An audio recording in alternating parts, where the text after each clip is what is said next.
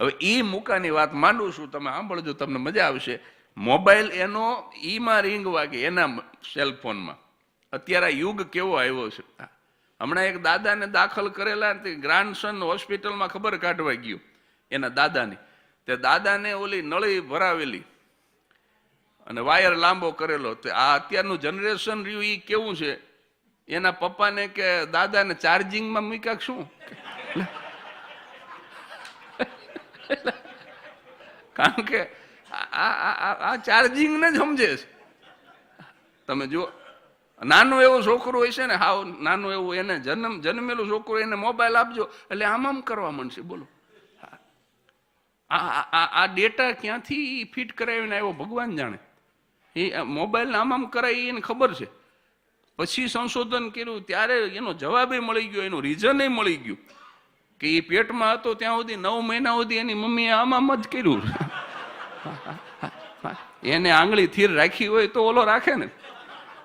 એક છોકરું જન્મતા આવે, બોલો, જન્મતા આવે તો ડોક્ટરને કે જરાક ફોન આપો ને તમારો, જન્મતા આવે. એટલે ડોક્ટર કે તારે સેલફોન શું કરવો છે? તો કે હું સ્વર્ગમાં મિસ કોલ મારી દઉં, પહોંચી ગયો. ભગવાનને મિસ કોલ મારી દઉં કે હું પહોંચી ગયો.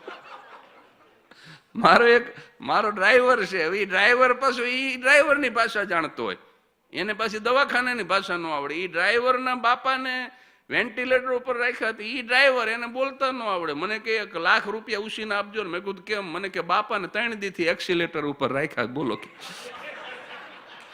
મેં કીધું એક્સિલેટર નહીં, એ વેન્ટિલેટર. એક્સિલેટર ઉપર તારો બાપ 40 વર્ષથી છે, 10 વર્ષથી તને રાખ્યો છે. પણ હવે જે મૂક્યો ને વેન્ટિલેટર ઉપર મૂક્યો, કીધું એક્સિલેટર ઉપર નહીં. એટલે ભાષા ન આવડે ને તો બહુ. અમારે તો બહેનોને તો અંગ્રેજી ઠામકું ન આવડે. અમારા દેશમાં જે બહેનો હોય ને, પણ એ પાછા બોલે ખરા. એક બેન આમ મંદિર જતા હતા ને, તો બાજુવાળા બેનને કીધું કે હાલો ને બેન, મંદિર નથી આવું. તો ઓલા બેન રોટલી વણતા કે ના, તમે જી આવો, હું બીજી છું. તે ઓલા બેન કે મંદિરે તવાય, તું બીજી હોય તો હું તમારા ભાઈ ત્રીજી છું. હવે ઓલી બીજી એટલે વ્યસ્ત, કે બીજી એટલે બીજા નંબરની સમજે. બોલો, ઓટા ઉપર બૈરા બેઠા હતા તો અંગ્રેજીમાં વાતો કરે. એક બેન બીજા બેનને કે ભારતની ને ઇન્ડિયાની લડાઈ ફાટી નીકળી. બોલો, તે જેના ઓટે બેઠા હતા એ બેન ગંભીર થઈ ગયા. એ કે હાય હાય, હવે હિન્દુસ્તાન વચ્ચે ન પડે તો સારું. આવી વાતોમાં હાજ પાડી દે અમારે, અરથ વગરની વાતો. પણ સાહેબ, એક વસ્તુ બહુ ચોક્કસ કહું, આ મુકાની વાત કરવી પહેલા હું તમને એક વાત કહી દઉં જે મને દિલથી કહેવી ગમશે. સાહેબ, એક અબજોપતિની BMW ગાડી પાર્કિંગ લોટમાં પાર્ક કરેલી, અને ગરીબનો છોકરો જોઈ ગયો, જેના ઘરમાં બાઇસિકલ નહોતી, એવો છોકરો. એ BMW જોઈને રાજી બહુ થયો. થોડીક વાર થાય ને ડિક્કી જોવે, થોડીક વાર થાય ને બોનેટ જોવે, કૂદકા મારીને ગાડીની અંદર જોવે. અને એમાં એ ગાડીનો માલિક આવ્યો અને છોકરાને દૂરથી ગાડીને જોઈ અને આટલો રાજી થતો જોયો. દયાળુ હતો. એના મનમાં છોકરા માટે પ્રેમ જન્મો. અને અબજોપતિએ એ ગરીબના છોકરાને કીધું કે તારે બેસવું છે અંદર? અને છોકરો 2 હાથ જોડીને બોલ્યો, તો તમારો બહુ મોટો ઉપકાર થાય. અરે શું ઉપકાર ભલા માણસ, આવતો રે. જાતે ગાડી ખોલી અને ગરીબના છોકરાને બેસાડ્યો. ડ્રાઇવિંગ સીટ ઉપર પોતે બેઠો. ગાડી રોડ ઉપર ચડી. ગાડી ચલાવતા ચલાવતા એ અમીર માણસ એ ગરીબના છોકરાને પૂછે છે, તને કેવું લાગે છે? અને 2 હાથ જોડીને છોકરો બોલ્યો, હું સ્વર્ગમાં આવી ગયો એને એવું લાગે. આનાથી હારું તો અક્ષરધામ નહીં હોય, આનાથી હારું તો સ્વર્ગે નહીં હોય. એવી મને મોજ આવે છે. બહુ મોંઘી હશે નહીં આ ગાડી? કેટલા રૂપિયાની લીધી? સાહેબ, જેના ઘરમાં બાઇસિકલ નહોતી એવો છોકરો, 5-7 વર્ષનો છોકરો BMW નો ભાવ પૂછે છે. આ ગાડી તમે કેટલા રૂપિયાની લીધી? અને ગાડી ચલાવતા ચલાવતા અમીર માણસ એ ગરીબના છોકરાને જવાબ આપે છે કે આ ગાડીની કિંમતની જ મને ખબર નથી. કેમ? તો કે મારા જન્મ દિવસે મારા મોટા ભાઈએ આ ગાડી મને ભેટ આપી છે. આ ગાડી હું લેવા નથી ગયો એટલે આ ગાડીની કિંમતની મને ખબર નથી. પણ છોકરા, તને મોટા થઈને મારા જેવો માણસ થવું ગમશે ને? કે આવી મોંઘી ગાડી તો એને માણસો ઇનામમાં આપે, ભેટ આપે. અને અબજોપતિનો સવાલ ગરીબના છોકરાના કાન સુધી પહોંચે ન પહોંચે, અને એના મોઢામાંથી જવાબ નીકળ્યો ના. ના શબ્દ જ્યાં કાને પડ્યો ને ગાડીને બ્રેક લાગી ગઈ, રોડ ઉપર ઊભી રહી ગઈ ગાડી. કે તારી કાંઈ સાંભળવામાં ભૂલ તો નથી થતી ને? તને મોટા થઈને મારા જેવો માણસ થવું ન ગમે કે ન ગમે? કે તો તને કોના જેવો થવું ગમે? સાહેબ, જેના ઘરમાં બાઇસિકલ નહોતી એવો 5-7 વર્ષનો છોકરો BMW અબજોપતિ માણસને જવાબ આપે છે કે મને તમારા જેવો નહીં, તમારા મોટા ભાઈ જેવો થવું ગમે, કે જે ગાડી ભેટ આપી શકે. મારે ગાડી લેવા વાળો નથી થવું, મારે ગાડી દેવા વાળો થવું છે. સાહેબ, ભગવાન જો મને બનાવે, એ 5 વર્ષનો છોકરો એમ કહે છે કે ભગવાન જો મને બનાવે ને તો લેવા વાળો નહીં, મને દેવા વાળો બનાવે. કારણ કે નથી લેવામાં કંઈ ગૌરવ, એ ભિક્ષાના પ્રકારો છે. તું કોઈને આપનારો થા, તું દુઃખોને કાપનારો થા. નથી લેવામાં કંઈ ગૌરવ, એ ભિક્ષાના પ્રકારો છે. સાહેબ, મને આ વિચાર જ્યારે વર્ષો પહેલા આવ્યો ને ત્યારે મેં મનોમન 2012માં મેં નક્કી કર્યું હતું સ્વામી. 45 વર્ષ મેં પૂરા કર્યા ત્યારે મેં ડિક્લેર કરી દીધું હતું દુનિયા સામે 12મી ઓક્ટોબરે મારા જન્મ દિવસે કે હું 5 વર્ષ પછી 50 વર્ષ પૂરા કરીશ આ જ દિવસે 12મી ઓક્ટોબરે. અને ત્યારે પછી હું કાયમને માટે હું કાર્યક્રમો કરીશ, પણ એક પણ રૂપિયો ઘરે નહીં લઉં. ત્યારે માણસો મને ગાંડો માનતા હતા. હજી એ ઘણા માને છે, હજી 20 મહિના જતા રહ્યા તોય માને છે કે આ ગાંડો. પણ સાહેબ, મેં તારીખ સાથે વચન પાડ્યું. આ મને વિચાર જ્યારે આવેલો ને 2012માં, ત્યારે મેં નક્કી કર્યું હતું કે નથી લેવામાં કંઈ ગૌરવ, એ ભિક્ષાના પ્રકારો છે. તું કોઈને આપનારો થા, તું દુઃખોને કાપનારો થા. એટલે મૂકો મારી પાસે આવ્યો. મૂકાની તકલીફ તમે જાણો છો. મારો ભાઈબંધ આમ નામ મુકેશ, પણ અમે એને મૂકો કહી. એના ફોનમાં રિંગ વાગે, બોલવામાં છે તકલીફ. મારી પાસે આવ્યો, મને કે વાત કર કે. એટલે મેં કીધું ફોન તારો, એને તારું કામ છે, અને હું શું કામ વાત કરું? તું વાત કરીને, પણ કે ઈ મારું નામ પૂછે છે, હું કહું કે મૂકો તો ફોન મૂકી દે.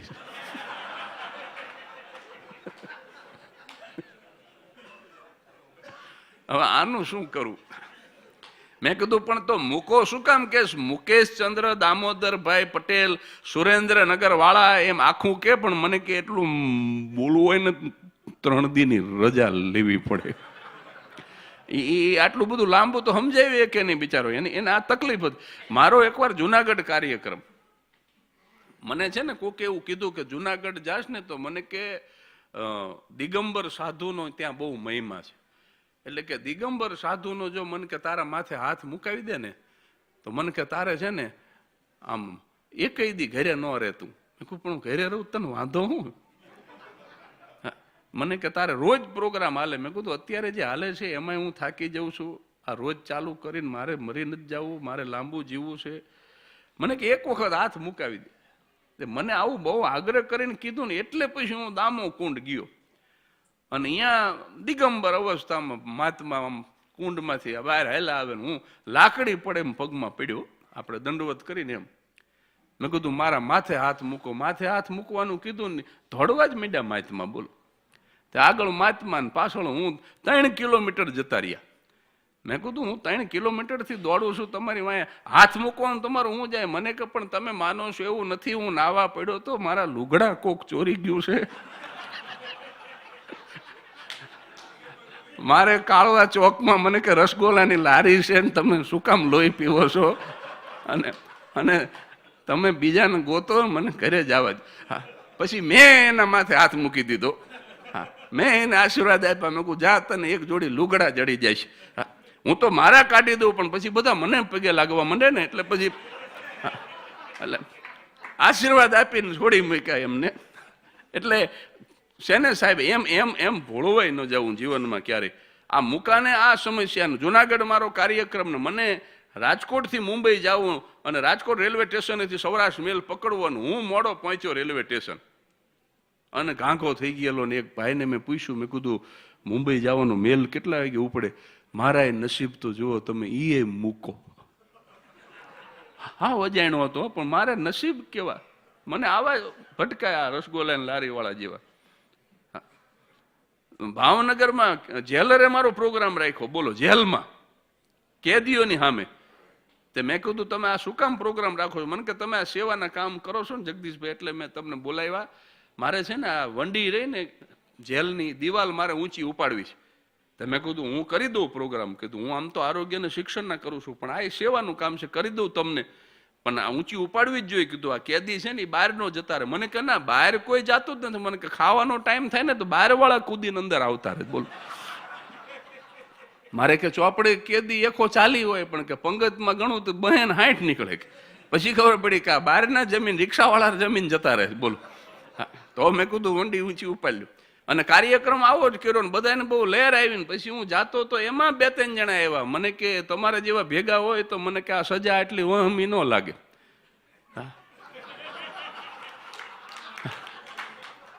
મેં કીધું સારા કામ કરશું તો આવશું, અત્યારે ઘરે જવા દે કીધું. એટલે આ અનુભવ છે સાહેબ. તો મેં ઓલાને પૂછ્યું, મેં કીધું મુંબઈ જવાનો મેલ કેટલા વાગે ઉપડે? હવે એ મૂકો. મને કે 5 વાગે ને 25 મિનિટે 5 નંબરના પ્લેટફોર્મ ઉપરથી આટલું સાંભળવા રહ્યો ને સાહેબ, નજર સામે મેલ ગયો. બોલો, મારી નજર સામે ગયો. પાછો ઓલો આવ્યો, ઈ કે મને પૂછ્યું ન હોત ને તો પકડી એકાવત. કે ઈ કે મને જેટલા પૂછ્યું ને ઈ બધા આ બેઠા. એના ભેગું હું બેસી ગયો. આપણે પૂછવાની ભૂલ કરી છે સાહેબ. હું અમદાવાદના સિટી બસ સ્ટોપ ઉપર ઊભો તો એક કાકા મારી બાજુમાં ઊભેલા, ખોટી કાચની આંખ પહેરેલી. એટલે મેં સ્વાભાવિક પૂછ્યું, મેં કીધું આ આંખ કઈ કામમાં આવે? મને કે આઈ નહીં, ઊભો રહી જાય. થોડીક વાર થઈને 2 માળની અહીંયા ફરે છે ડબલ ડેકર બસ લંડનમાં. 2 માળની બસ આવી. ઓલા કાકાએ ખોટી આંખ કાઢી, આમ હવામાં ઉછાળી કેચ કરીને પાછી પહેરી લીધી. મેં કીધું આ શું કર્યું? મને કે જોયું ઉપલો માળ ખાલી છે કે નહીં. આંખ જઈને જોઈ આવી. બોલો, મેં કીધું બસ નો હોય કે ન હોય પણ તમારો ખાલી છે એ નક્કી થઈ ગયું. આવી જ રીતે એકવાર સિટી બસ સ્ટોપ પર ઉભેલો, ત્યાં એક બીજા કાકાને એને વળી ઢીચણે પાટો બાંધેલો. તે મેં અમથું ટાઈમ પાસ માટે પૂછ્યું, મેં કીધું આ શું થયું તમને? નસીબ તો જુઓ સાહેબ, એ મૂકો.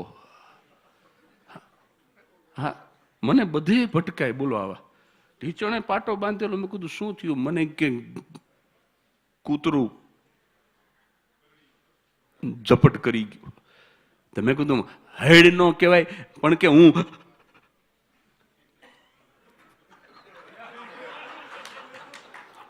મને કે હેડ બોલું એ પેલા ચોંટી ગયું. તો મેં કીધું હવે મને કે 1 કિલોમીટર છેટે કૂતરું હોય ને ત્યારથી જ હૈડ બોલવાનું ચાલુ કરી નાખું. એટલે મને કે કૂતરું હૈડ બે વચ્ચે ભેગા થઈ જાય. ઓલું 1/2 કિલોમીટર આવે તઈ આનું હૈડ નીકળે. બોલું હા સાહેબ, મુકાની એટલી બધી આઈટમ છે, પણ મારે જે છેલ્લું હાર્દ કેવું છે એ હું તમને કહું અને પછી મને એવું લાગે છે કે સમાપન કરીએ આપણે, કારણ કે 10:30 વાગી ગયા છે. અને આ આઈટમ કરીને પછી હું સમાપન કરું, કારણ કે ઉઠતી બજારે હાટ કહો કેટલો વખત અને આ વ્યવહારના ઉચાટ કહો કેટલો વખત. કાનાએ લીધી કાંકરી જો હાથમાં, પછી એક વખત મૃત્યુની કાંકરી ઈશ્વરના હાથમાં આવી જાય કાનાએ લીધી કાંકરી જો હાથમાં, પછી અકબંધ મહીના માટ કહો કેટલો વખત. અને સાહેબ એક પંક્તિ મને એની અંદર બહુ ગમે છે. ઉઠતી બજારે હાટ કહો કેટલો વખત, અને વ્યવહારના ઉચાટ કહો કેટલો વખત. અને કાનાએ લીધી કાંકરી જો હાથમાં, પછી અકબંધ મહીના માટ કહો કેટલો વખત. અને પૂછું છું પુરાણી પ્રભુને પારખા પછી, આ પોથી પૂંજી અને પાટ કહો કેટલો વખત. એક વખત ઈશ્વર મને ને તમને સમજાઈ જાય, આ તત્વ મને ને તમને સમજાઈ જાય, પછી પૂંજી કહેતા પૈસા, અને પોથી અને પાટ, પોથી પૂંજી અને પાટ કહો કેટલો વખત. આપણા બધા જે જૂના જે બધા,